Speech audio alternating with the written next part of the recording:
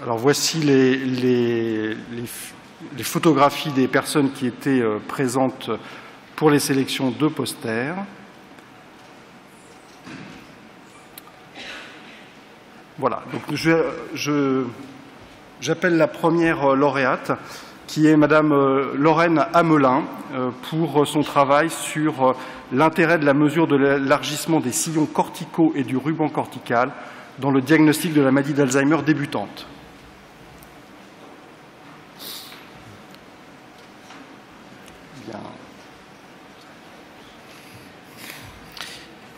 Donc le prix ne sera pas reporté à l'an prochain, lui sera quand même remis.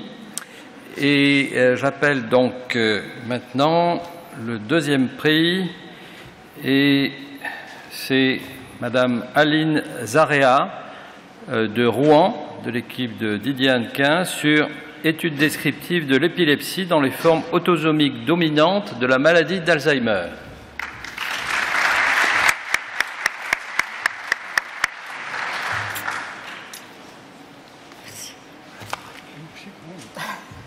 Félicitations. Merci.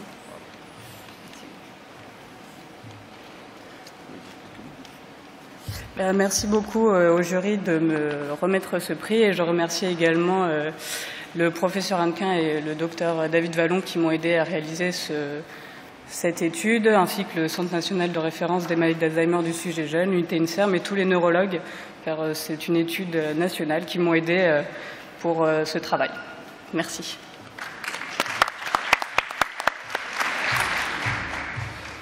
J'appelle maintenant Jean Pellaprat pour son travail sur l'étude de corrélation entre la fixation du FPCIT et le seuil nociceptif dans la maladie de Parkinson. Félicitations. Merci beaucoup. Un grand merci au jury pour cette sélection. Merci beaucoup pour l'organisation de ce congrès au JNLF. Je voulais remercier toute l'équipe qui a participé à ce travail sous encadrement du docteur Christine Breffel-Courbon et du professeur Pierre Pailloux. Un grand merci à eux pour cet encadrement, et à toute l'équipe, à l'unité aussi U825 de Toulouse et au CHU Purpan de Toulouse également. Merci beaucoup.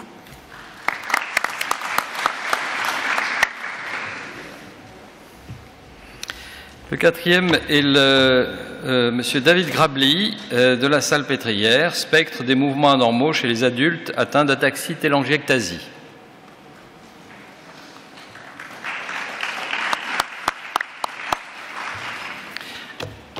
Le prix lui sera remis. J'appelle Noémie Moreau d'Aix-en-Provence pour son travail sur la théorie de l'esprit dans le MCI, différents profils pour différents devenirs.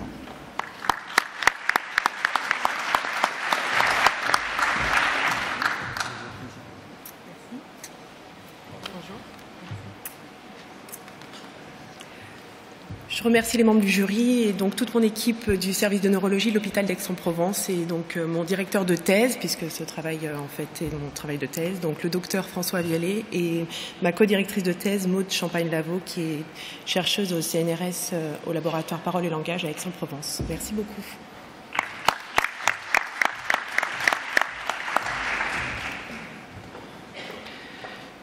Le prix suivant va à M. Emmanuel Cogna, lésion de la substance blanche dans le cas d'asile, une altération de l'homéostasie ionique et hydrique de la riboisière, bien entendu.